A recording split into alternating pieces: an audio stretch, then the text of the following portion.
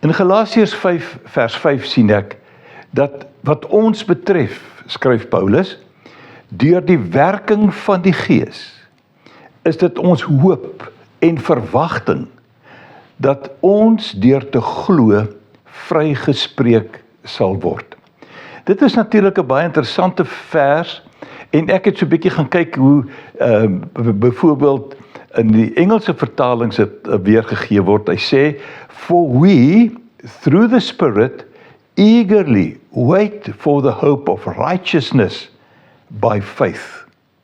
En die 53 vertaling sê, want ons verwag deur die Gees, uit die geloof, die geregtigheid waarop ons hoop.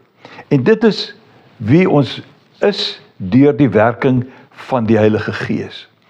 Ons besef dat die geregtigheid waarop ons wag in hierdie gedeelte eintlik verwys na meer as dit wat ons reeds beleef as kinders van die Here. Hy sê ons, die vryspraak wat ons het, is natuurlik nou reeds van toepassing. Maar daar is eintlik iets meer in hierdie vers.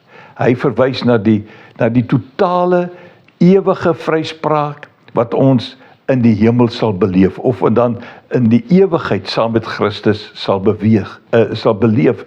En dit kom deur die feit dat die Heilige Gees hierdie verwagting in ons harte wakker hou, wat ons motiveer en wat vir ons deur moeilike dae kan dra. Want ons weet, selfs die vryspraak wat ons nou in Christus het, gaan vermeerder, gaan bevestig word, gaan sterk bevestig word, wanneer ons in ewigheid saam met hom sal wees. Wat 'n wonderlike gedagte.